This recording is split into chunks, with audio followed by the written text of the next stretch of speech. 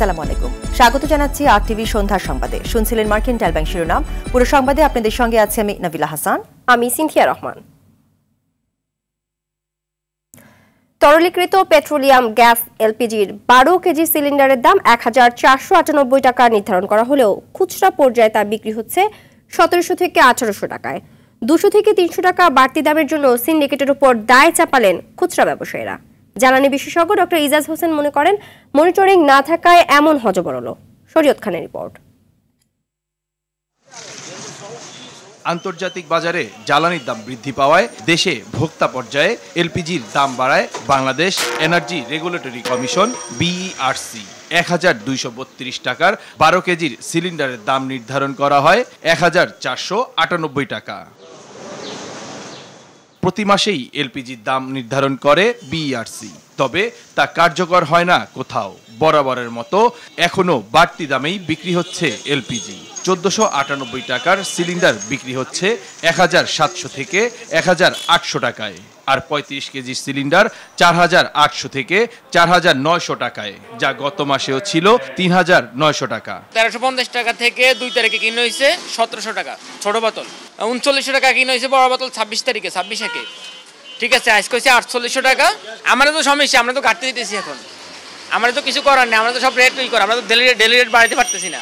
বাড়তি দামের জন্য পাইকারি ও সিন্ডিকেটকে দায়ী করেন খুচরা ব্যবসায়ীরা। 12 কেজিটা বিক্রি করছি 1350 টাকা 1300 টাকা 5 দিন আগে, এখন 12 কেজিটা কিনেই পরে 1700 টাকা 1750 টাকা বিক্রি করতে হয় 1800 টাকা, তাও কাস্টমার লগে হ্যাঁ নয় ঝগড়া বিরোধ হয়।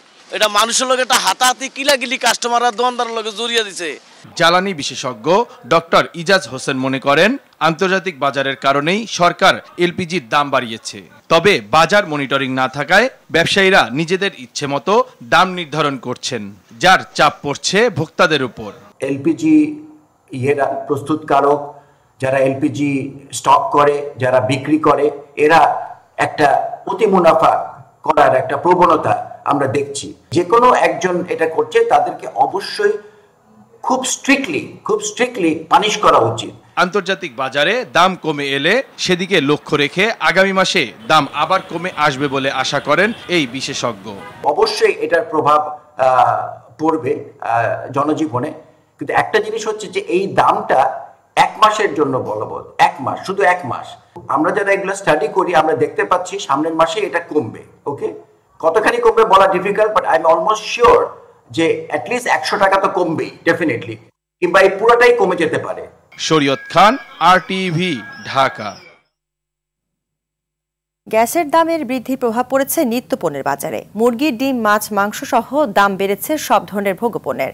ক্রেতারা বলছেন, বাড়তি ব্যয়ের চাপ সামাল দিতে অনেক পরিবারেই প্রতিদিনের খাদ্য তালিকায় কাটছাঁট করতে হচ্ছে। দামের উপর সরকারি নিয়ন্ত্রণ না থাকায় ক্ষুব্ধ অনেকেই। ব্যবসায়ীরা বলছেন, সরবরাহ, উৎপাদন ও পরিবহন খরচ বাড়ায় নিত্যপণ্যের দাম বাড়ছে। অধরা ইয়াসমিনের রিপোর্ট। শীতের ভরা মৌসুমেও রাজধানী সহ দেশের বিভিন্ন বাজারে সবজির দাম চড়া। শীতের সবজির সরবরাহ ভালো থাকলেও 40 থেকে 50 টাকার নিচে বাজারে পাওয়া যাচ্ছে না সবজি। শুধু সবজিই নয়, লাফিয়ে লাফিয়ে দাম বাড়ছে সব ধরনের ভোগ্যপণ্যের। যেখানে নিম্ন আয়ের মানুষের একমাত্র ভরসা ডিম আর মুরগি, সেটারও দাম প্রতি সপ্তাহে বাড়ছে। এদিকে মাছ বাজারে চাষের মাছ আগের দামে বিক্রি হলেও চড়া বিলের মাছ। বিলের মাছের দামটা হইলো আপনার 1800 টাকা কেজি, আর চাষের সিংড়ার দাম হইলো আপনার 400 টাকা কেজি। 3 দিনের মধ্যে এই যে দাম বেড়ে গেছে, এটা তো আমাদের জন্য অনেক কষ্টকর, কারণ আমাদের স্টুডেন্ট লাইফে একটা দাম একটা টাকার মূল্য অনেক বেশি। দেখা গেছে আগে আমি সব মিলে 8টা মুরগি কিনতাম, এই যে এবার আমি 4টা মুরগি নিয়ে যাচ্ছি। মাছ এবার একটু কম কিনছি। মোটা চালের দাম কিছুটা স্থিতিশীল থাকলেও বেড়েছে পোলাওয়ের চালের দাম। পোলাও চাল আমরা আগে বিক্রি করতাম, যেটা মনে করেন যে 120 টাকা 130 টাকা, এটা এখন 152-53 কিনে আনতে হয়। মিনিকের 74-75 টাকা বিক্রি করতে আছে। বাজারে মৌসুমের নতুন রসুন আসতে শুরু করলেও মাস ব্যবধানে দেশি রসুনের দাম বেড়েছে 40% ও আমদানি করা রসুনের দাম বেড়েছে 27%। মশলার দাম কিছুটা বাড়তি থাকলেও অপরিবর্তিত রয়েছে গরু ও খাসির মাংসের দাম। গত সপ্তাহে 20 টাকা বেশি আছে সব মুরগি। বাজার আগুন। ক্রেতারা অভিযোগ করছেন, ব্যবসায়ীদের ওপর সরকারের নিয়ন্ত্রণ নেই, তারা নিজেদের মতো দাম নির্ধারণ করছেন। সরকারিভাবে আসলে অনেক সময় মনিটরিং করা হয় না এগুলা, যে যেভাবে ইচ্ছে এভাবে মজুত করে, এভাবে বিক্রি করে। আমাদের তো বেতন বাড়ে নাই, যে জিনিস আগে বেশি কিনা লাগতো এখন কম করে কিনা লাগতেছে। বিক্রেতারা বলছেন, যে দামে কিনি সে দামেই বিক্রি করি। জালে বলে মাল শর্ট, মালের খাবারের দাম বেশি, এই কারণে দামের ঊর্ধ্বমুখী। অধরা ইয়াসমিন, RTV, ঢাকা। দেশের 28 জেলায় ছড়িয়ে পড়েছে নিপা ভাইরাসের সংক্রমণ, এমনটাই জানিয়েছে স্বাস্থ্য অধিদপ্তর। ভাইরাসে আক্রান্তদের চিকিৎসা দিতে মহাখালীর ডিএনসিসি কোভিড-19 ডেডিকেটেড হাসপাতালে আইসিইউ সহ 20টি আসন প্রস্তুত রাখা হয়েছে। বিস্তারিত জানাচ্ছেন নাজিব ফরাইজি। শীত আসলেই একসময় খেজুরের রস খেতে আত্মীয় স্বজনের বাড়িতে বেড়াতে যাওয়ার রীতি ছিল। তবে নিপা ভাইরাসের আতঙ্কে এখন অনেকেই কাঁচা রস খাওয়া প্রায় ছেড়েই দিয়েছেন।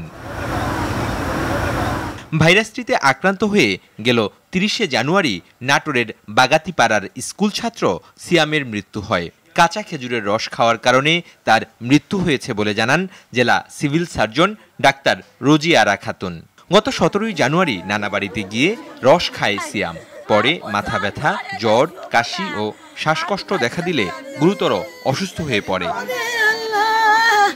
23 জানুয়ারি পাবনার ঈশ্বরদীতে 7 বছরের শিশু জোয়াদও রস খেয়ে পৃথিবীর মায়া ত্যাগ করে। সম্প্রতি নিপা ভাইরাসের প্রাদুর্ভাব নিয়ে সংবাদ সম্মেলনে স্বাস্থ্যমন্ত্রী জাহিদ মালেক জানিয়েছেন, এই ভাইরাসে মৃত্যুর হার শতকরা 70%। পুরো সতর্ক অবস্থায় আছে। স্বাস্থ্য অধিদপ্তর জানিয়েছে, বর্তমানে দেশের 28 জেলায় নিপা ভাইরাসের সংক্রমণ ছড়িয়ে পড়েছে। পরিস্থিতি মোকাবেলায় মহাখালীর ডিএনসিসি কোভিড-19 ডেডিকেটেড হাসপাতালে 10 বেডের আইসোলেশন ওয়ার্ড এবং 10 বেডের আইসিইউ প্রস্তুত রাখা হয়েছে। কোনো অবস্থাতেই কাঁচা খেজুরের রস পান বা সেবন করা যাবে না এবং এই বিষয়ে অন্য কোনো আলাপ করবার আমাদের কিন্তু আসলে সুযোগ নেই। নিপায় আক্রান্ত হলে শতকরা 70%-এরও বেশি মৃত্যুর ঘটনা ঘটে এবং যারা বেঁচে থাকেন তাদেরকে কিন্তু নানা ধরনের স্নায়বিক দৌর্বল্য এবং অন্যান্য প্রতিবন্ধকতা নিয়ে প্রতিবন্ধিতা নিয়েই কিন্তু বেঁচে থাকতে হয়। যেহেতু নিপার আলাদা করে কোনো চিকিৎসা নেই, এর কোনো ভ্যাকসিন নেই, কাজেই সতর্কতাই হচ্ছে প্রতিরোধের একমাত্র উপায়। আমরা ডিএনসিসি কোভিড ডেডিকেটেড যে হাসপাতালটি ছিল সেখানে আমরা কিন্তু নিপা রোগী যাদের আইসিইউ সাপোর্টের প্রয়োজন হবে তাদের জন্য কিন্তু আমরা ব্যবস্থাটি রেখেছি। দেশের প্রতিটি হাসপাতালে জ্বরের উপসর্গ নিয়ে আসা রোগীদের চিকিৎসায় বিশেষ সতর্কতা অবলম্বনের নির্দেশ দিয়েছে স্বাস্থ্য অধিদপ্তর। নাজিব ফরাইজি, RTV, ঢাকা।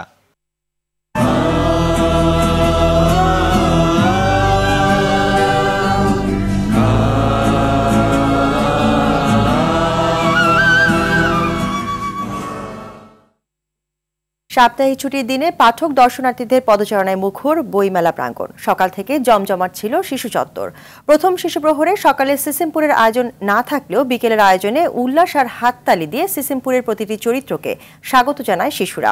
মেলায় বইয়ের মোড়ক উন্মোচন করে তথ্যমন্ত্রী ডক্টর হাসান মাহমুদ বলেন, পাঠ্যপুস্তকের সিলেবাস নিয়ে বিএনপি ভুল তথ্য দিচ্ছে, বারবার এমন বিভ্রান্তি ছড়ালে ব্যবস্থা নেওয়া হবে। সাকিবুর রহমানের রিপোর্টে বিস্তারিত। শুক্রবার শিশু প্রহরে শিশু কিশোরদের উপস্থিতিতে প্রাণ ফিরে পায় বাঙালির প্রাণের উৎসব অমর 21শে গ্রন্থমেলা। সাপ্তাহিক ছুটির দিনে সকাল থেকেই শিশুদের উপস্থিতিতে জমজমাট হয়ে ওঠে মেলা প্রাঙ্গণ।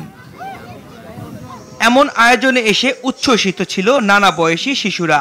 বিকেলে সিসিমপুরের আয়োজন বাড়িয়ে দেয় শিশুদের আনন্দের মাত্রা।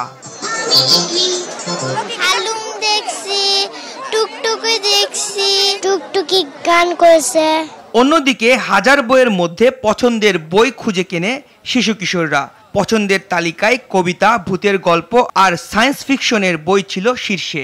সায়েন্স ফিকশন বইগুলোই ভালো লাগে। আমি ভূতের বই পড়তে একটু বেশি ভালোবাসি। ডাইনোসর বই দেখেছি, আমার খুব ভালো লেগেছে। গ্যালাক্সির বই, টম এন্ড জেরির বই, যেসবের বুকসগুলো অনেক সিজনস থাকে আর চ্যাপ্টারসগুলো থাকে। কিছু গল্পের বই, কিছু কবিতার বই, এসবই বেশি পড়া হয়। ছোট থেকেই বই পড়ার অভ্যাস গড়ে তুলতে ছুটির দিনের সকালে সন্তানদের মেলায় ঘুরে দেখাতে পেরে সন্তুষ্টির কথা জানান অভিভাবকরা। তারা বই থেকে অনেক বিচ্যুত হয়ে যাচ্ছে। প্রতি বছর এই মেলাটা আসলে উৎসাহিত করে বাচ্চাদের বিভিন্ন বই এবং লেখকদের সাথে পরিচিত হওয়ার জন্য। এরকম আয়োজন থাকলে তারা একটা সময় পেল, অন্তত ওই টেকনোলজি থেকে একটু ডিফারেন্স পেল আর কি। সাহিত্যিক মোহাম্মদ জাফর ইকবাল বলছেন, ছোট থেকেই বই পড়ার অভ্যাস গড়ে তুলতে হবে। তরুণরা যদি বই পড়ার অভ্যাসটা রাখে তাহলে বড় হয়ে ওরা বই পড়বে।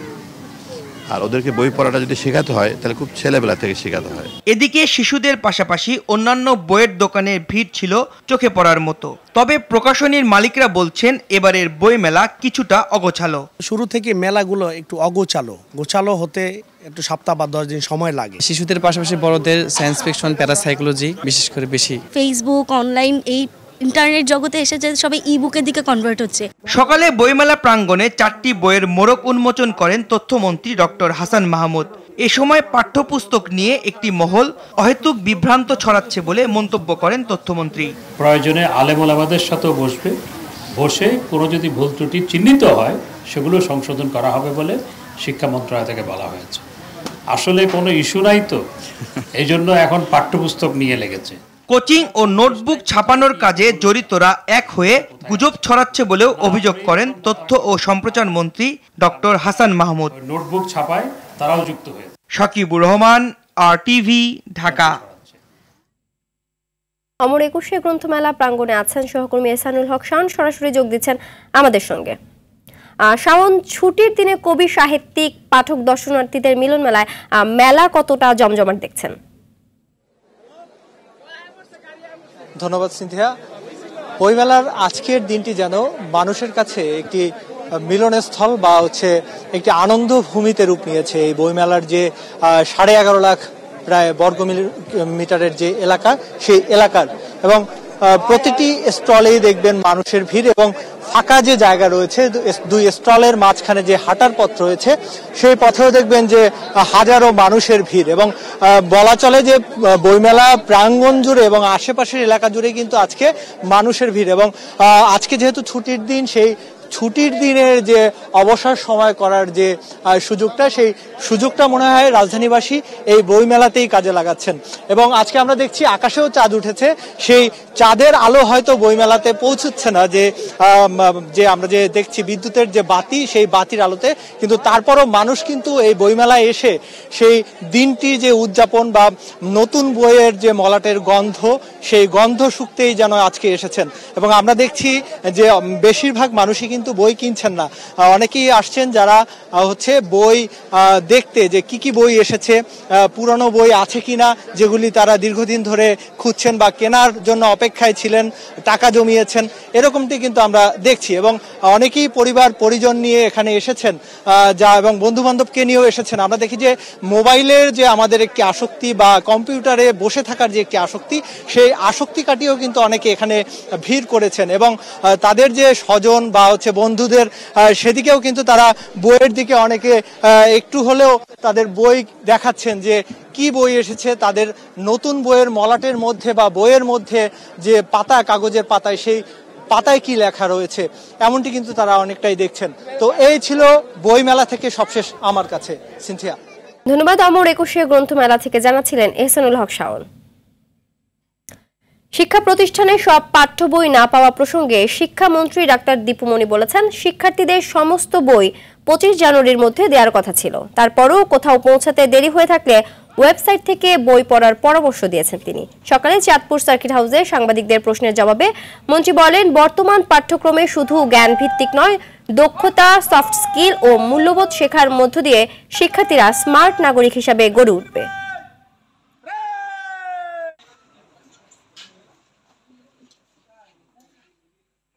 যদি কোথাও কোনো জায়গায় পৌঁছাতে দেরি হয়ে থাকে অবশ্যই আমি তা দেখব। তবে আমি সবাইকে এটা বলবো যে আমাদের কিন্তু ওয়েবসাইটে প্রত্যেকটি বই দেয়া আছে, কাজে যদি কোথাও কোনো ব্যত্যয় ঘটেও থাকে তাহলে যেন সেই ওয়েবসাইট থেকেও তারা, শিক্ষকরা বিশেষ করে, তারা যেন সেখান থেকে পড়াতে পারে। ভুলে ভরা পাঠ্যপুস্তক প্রত্যাহার ও শিক্ষামন্ত্রীর পদত্যাগ দাবি করেছেন বিএনপির ভাইস চেয়ারম্যান বরকতুল্লাহ বুলু। পাতাল রেল প্রসঙ্গে তিনি বলেন, দুর্নীতি করতে সরকার এই প্রকল্প হাতে নিয়েছে। বলেন, দেশে চারিদিকে শুধুই সংকট, যেখানে ডলার সংকটে ঠিকমতো পণ্য আমদানি হচ্ছে না, সেখানে পাতাল রেলের জন্য 52,000 কোটি টাকার বাজেট হাস্যকর। লুটপাটের জন্য সরকার এই প্রকল্প হাতে নিয়েছে বলে মনে করেন তিনি। সকালে জাতীয় প্রেস ক্লাবের সামনে এক মানববন্ধনে এসব কথা বলেন বুলু। বিভাগীয় শহরে আবারও জনসমাবেশের ডাক দেওয়া হয়। তিনি আন্দোলনের নেতৃত্ব প্রদান করবেন, তাহার পাবেন না। আজের চুরি থেকে সব চুরি, এই সংকটের মধ্য দিয়ে আপনি 20 কিলোমিটার পাতাল রেলের জন্য 52,000 কোটি টাকা বাজেট দিয়েছে। 9,000 এই লুটপাটের জন্য আপনারা এটা করছেন। এটা যে রাষ্ট্রের কি উপকার হবে? আজকে আপনারা যে লুটপাট করছেন, বিদ্যুতের দাম বাড়াতে হবে না, কেরোসিনের দাম বাড়াতে হবে না, ডিজেলের দাম বাড়াতে হবে না, তেলের দাম বাড়াতে হবে না, চাউলের দাম বাড়াতে হবে না, চিনির দাম বাড়াতে হবে না।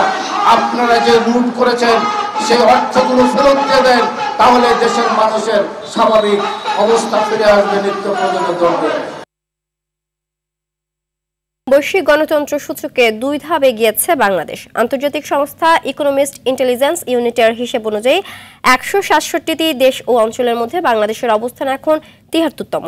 সবশেষ 2021 সালে বাংলাদেশের অবস্থান ছিল 75তম। সূচকে 10-এর মধ্যে বাংলাদেশের স্কোর 5.99। তবে সূচকে এগোলেও হাইব্রিড রেজিম বা মিশ্র শাসন ব্যবস্থার দেশের তালিকাতেই রয়ে গেছে বাংলাদেশ। নির্বাচনী প্রক্রিয়া ও বহুতত্ত্ববাদ, সরকারের কার্যকারিতা ও গ্রহণযোগ্যতা, রাজনৈতিক অংশগ্রহণ, রাজনৈতিক সংস্কৃতি ও ব্যক্তি স্বাধীনতা, এই 5টি সূচকে গণতন্ত্রের মূল্যায়ন করেছে ইকোনমিস্ট ইন্টেলিজেন্স ইউনিট।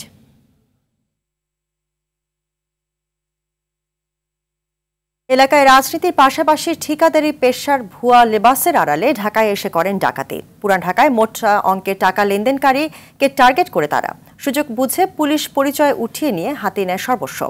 এলাকায় বাড়ি ও জমি জমা কিনে বিপুল সম্পদেরও মালিক বনে গেছেন। ডাকাত দলের 4 সদস্যকে গ্রেফতারে বেরিয়ে এসেছে চাঞ্চল্যকর তথ্য। আপেল শাহরিয়ারের রিপোর্ট।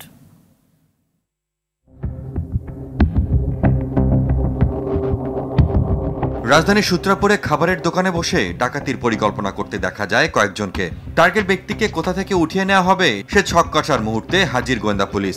ধরার চেষ্টা করলে গুলি করে আতঙ্ক সৃষ্টি করে পালিয়ে যায় তারা।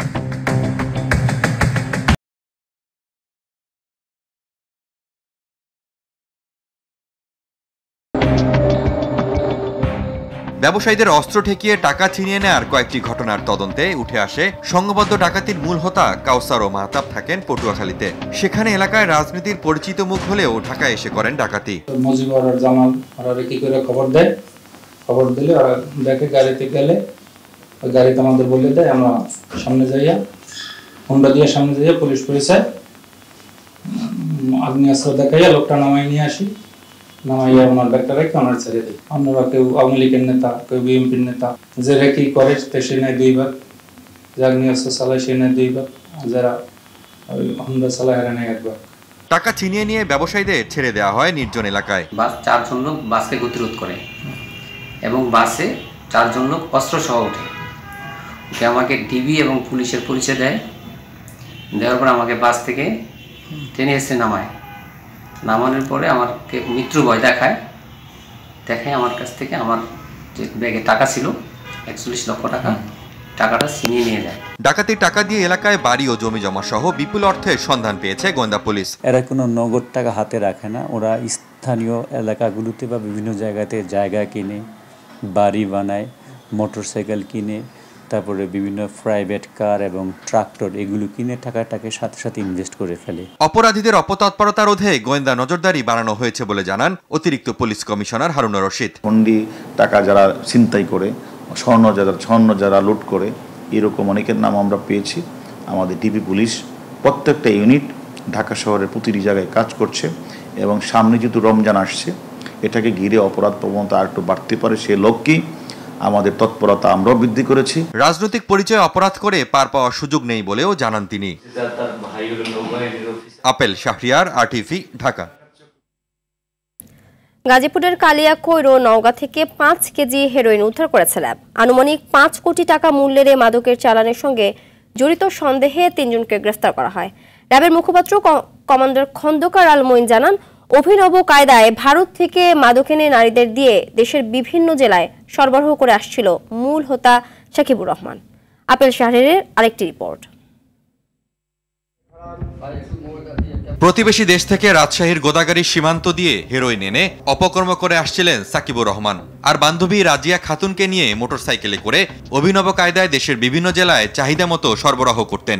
2 বছর ধরে অপকর্ম করলেও ধরাছোঁয়ার বাইরে ছিলেন তারা। অবশেষে ধরা পড়েন র্যাবের জালে। গাজীপুরের কালিয়াকৈর এলাকায় চালান দিতে এসে ধরা পড়েন। আমরা বেশ কয়েকজন নারীর তথ্য হিসেবে আমাদেরকে দিয়েছে যারা তাকে পরিবহনে সহযোগিতা করে, এবং তার যে এই মাদক ব্যবসায় যারা অন্যান্য সহযোগী আছেন তারা সম্মিলিতভাবেই যে মানে মূলত নর্থ বেঙ্গল কেন্দ্রিক এবং কালিয়াকৈর, গাজীপুর, সাভার কেন্দ্রিক, নারায়ণগঞ্জ কেন্দ্রিক তারা ওইভাবে এটা পাঠিয়ে থাকে।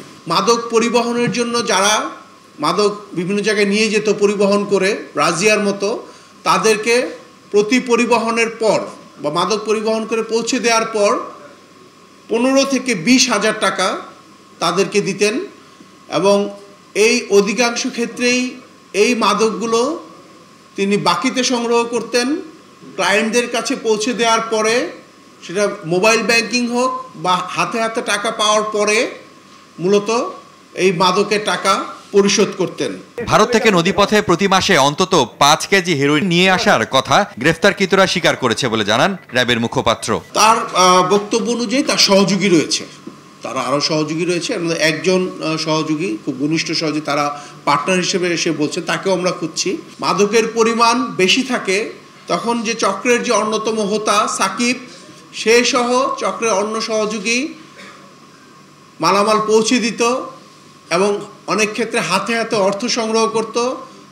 আদারওয়াইজ অধিকাংশ ক্ষেত্রেই তারা মোবাইল ব্যাংকিংয়ের মাধ্যমে তারা এই মাদক বিক্রি টাকা সংগ্রহ করত। রাজধানীর কারণ বাজার মিডিয়া সেন্টারে সংবাদ সম্মেলনে তিনি জানান, দেশে মাদকের বিস্তার রোধে নিয়মিত অভিযান পরিচালনা করা হচ্ছে। Apple Shahriar, RTV, Dhaka. রাজশাহীতে চোর সন্দেহে 2 শ্রমিককে পিটিয়ে হত্যা করা হয়েছে। বৃহস্পতিবার রাতে এই ঘটনা ঘটে। এই ঘটনায় রাতেই 4 জনকে আটক করেছে পুলিশ। জানা যায়, নগরীর সোপুরা বিশাল ফ্যাক্টরির সামনে মডার্ন ফুড কারখানার মালিক মোহাম্মদ আব্দুলের বাড়িতে রাকিবুল ও রেজাউল নামে 2 রাজমিস্ত্রি কাজ করছিলেন। বৃহস্পতিবার দুপুরে বাড়ি থেকে 10 লাখ টাকা চুরির অভিযোগে তাদের 2 জনকে বেঁধে নির্যাতন করে মোহাম্মদ আব্দুল্লাহ।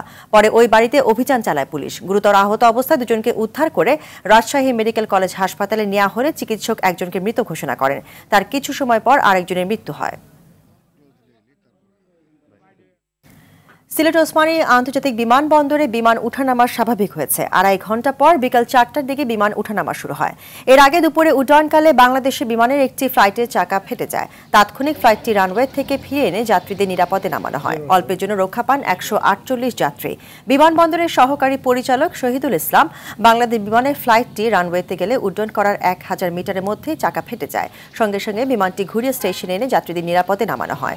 ঘটনার পর থেকে বিমানবন্দরে ফ্লাইট ওঠানামা বন্ধ রাখা হয়। চাকা মেরামত করে রানওয়ে থেকে বিমানটি সরিয়ে নেওয়ার পর ফ্লাইট চলাচল স্বাভাবিক হয়। বাগেরহাটের লোকালয়ে প্রাকৃতিকভাবে গড়ে ওঠা মিনি সুন্দরবন এখন পাখির স্বর্গরাজ্যে পরিণত হয়েছে। হাজার হাজার অতিথি পাখির কলকাকলিতে মুখর চিত্রা নদীর পার। নানা প্রজাতির পাখি দেখতে দূর দূরান্ত থেকে ছুটে আসছেন দর্শনার্থীরা। তাই মিনি সুন্দরবনকে পর্যটন কেন্দ্র হিসেবে গড়ে তোলার দাবি স্থানীয়দের। অন্যদিকে বিষয়টি নিয়ে কাজ করছেন বলে জানান জেলা প্রশাসক। বাগেরহাট প্রতিনিধি SM শামসুর রহমানের তথ্যচিত্রে বিস্তারিত জানাচ্ছেন মৌসুমী রহমান। বাগেরহাটের ফকিরহাট, চিতলমারি ও সদর উপজেলাকে আলাদা করেছে চিত্রা নদী। এই নদীর 2 পাশে প্রাকৃতিকভাবে গড়ে উঠেছে মিনি সুন্দরবন। আর এই 3 উপজেলার মিলনস্থল বারুইপাড়া ইউনিয়নের উজলপুর ব্রিজের পাশে তৈরি হয়েছে পরিযায়ী পাখির অভয়াশ্রম। সকাল হলেই পাখিরা খাদ্যের সন্ধানে ছুটে যায় বিভিন্ন প্রান্তে। আবার গোধূলি লগ্নে এসে আশ্রয় নেয় চিত্রা নদীর পাড়ে নানা প্রজাতির গাছে। সারস, পানকৌড়ি, সাদা বক সহ বিভিন্ন প্রজাতির পাখির কিচিরমিচির শব্দে মুখর থাকে চারিদিক। এমন দৃশ্য দেখতে প্রতিদিন ভিড় করেন বিভিন্ন জেলা থেকে আসা পাখি প্রেমীরা। এখানে অনেক বিভিন্ন ধরনের পাখি এসেছে, যেমন বক, পানকৌড়ি। আজকে আর কি হঠাৎ করে চলে আসলাম, পাখি দেখতে।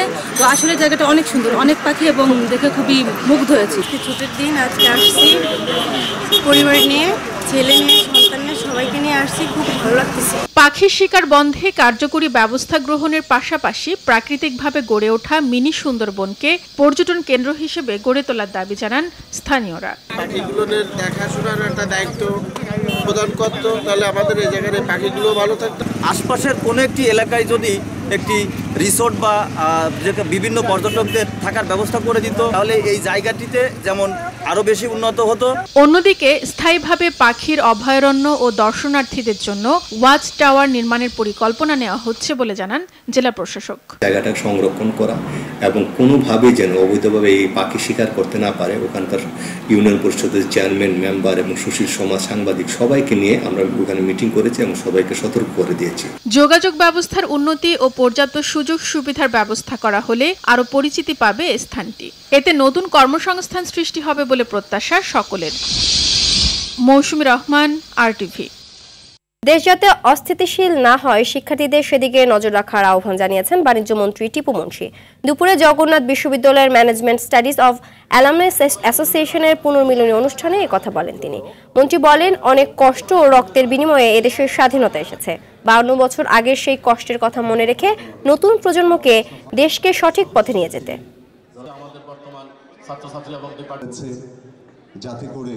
আমাদের মধ্যে দ্বিমত থাকতে পারে, রাজনৈতিক মতানৈক্য থাকতে পারে, কিন্তু দেশটাকে অস্থিতিশীল হয় এমন কিছু করা আমাদের যেমন উচিত হবে না।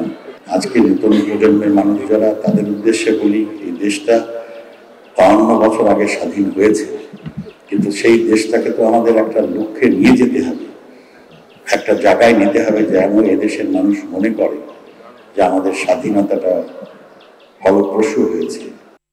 দর্শক, সাফ চ্যাম্পিয়নশিপের খবর সংগ্রহে কমলাপুর বীরশ্রেষ্ঠ শহীদ সিপাহী মোস্তফা কামাল স্টেডিয়ামে আছেন সহকর্মী পিয়াস সাহা, সরাসরি যোগ দিচ্ছেন আমাদের সঙ্গে। পিয়াস, এখন তো বাংলাদেশ ও নেপালের ম্যাচ চলছে, তো জয়ের ব্যাপারে কতটা আশাবাদী গোলাম রাব্বানী ছোটনের দল? নাবিলা, আপনাকে ধন্যবাদ। আপনি যেমনটি বলছিলেন, বাংলাদেশ নারী দল কিন্তু আজকে তাদের উদ্বোধনী যে ম্যাচ, সেই ম্যাচে নেপালের মুখোমুখি হয়েছে এবং এর মধ্যেই কিন্তু তারা 2-0 গোলে এগিয়ে গিয়েছে। বাংলাদেশ নারী দল যে আধিপত্য বিস্তার করে খেলে, আজকেও কিন্তু তার ব্যতিক্রম হয়নি।